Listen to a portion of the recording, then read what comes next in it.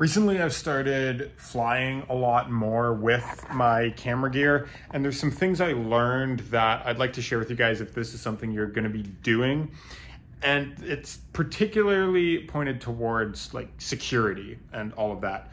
First things first, whenever I'm flying out, I usually will look at the particular airline and their requirements for batteries, because a lot of times if I'm traveling for work specifically, I'll be bringing lights with me. I don't always have the availability to rent gear when I'm there. So I'll look at the battery requirements. Usually, I think most airlines, it's about 20 different lithium-ion battery devices or spare batteries. And then they go up to a certain amount of watt hours. I think it's like 90. For reference, the Godox AD600, which is the most powerful strobe I've traveled with, I think it's about like 78 watt hours or something like that. So those are allowed and that's totally fine.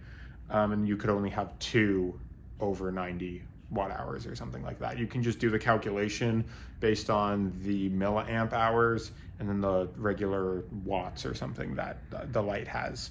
It's been a while since I've done it because I started traveling with smaller lights because the 600s are just too big to carry on in like a carry-on essentially. But that leads me to my next point, which is checking camera gear and all that kind of stuff. Because when I do, I'll try to bring my camera bag with me on the plane as a carry-on, as a personal item, as both if I have to. Because I'm not going to check any camera gear. If anything's going to get lost, it'll be my clothes that I can live with. It will not be my camera gear. I'll make sure that I have it so I can get the job done, right?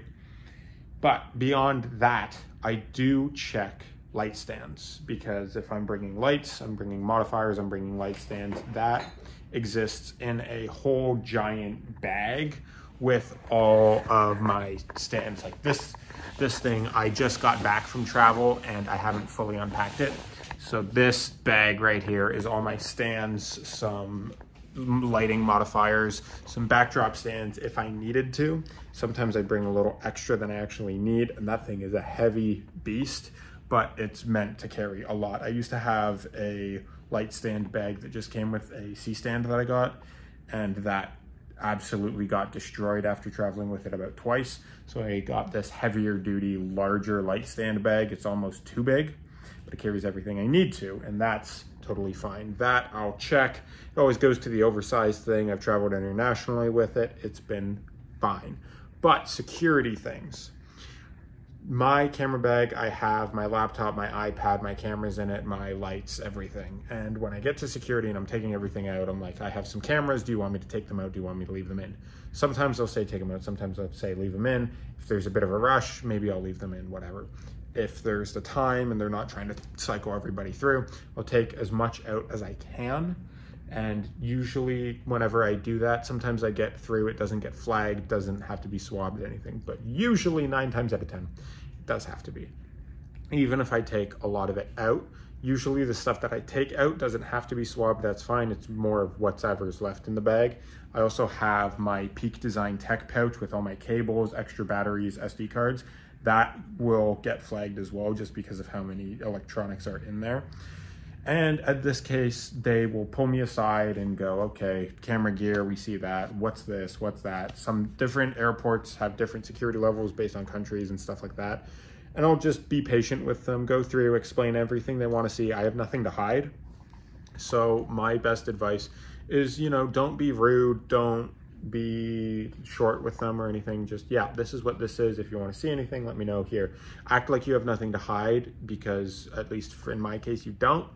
And that helps set them at ease as well, even if it can sometimes be nerve-wracking when they pull you aside and they're like, okay, we're going to need to look at this more.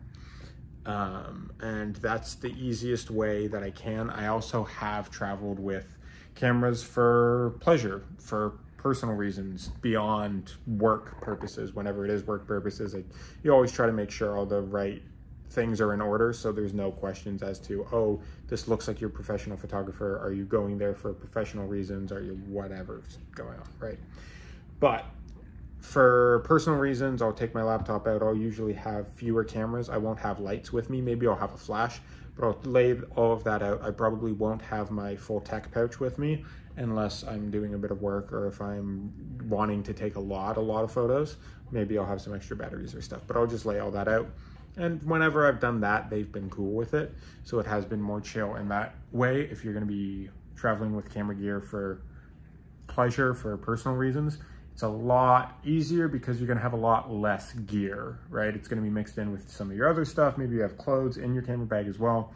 You just take the cameras out and you should be fine. But this is some words of wisdom that I've encountered after traveling multiple times with camera gear, both for personal reasons, both for business, and what I would suggest if this is something you're either doing yourself, gonna be doing more of, want to be doing more of, or if it's you're just gonna go on a trip and you wanna bring your camera.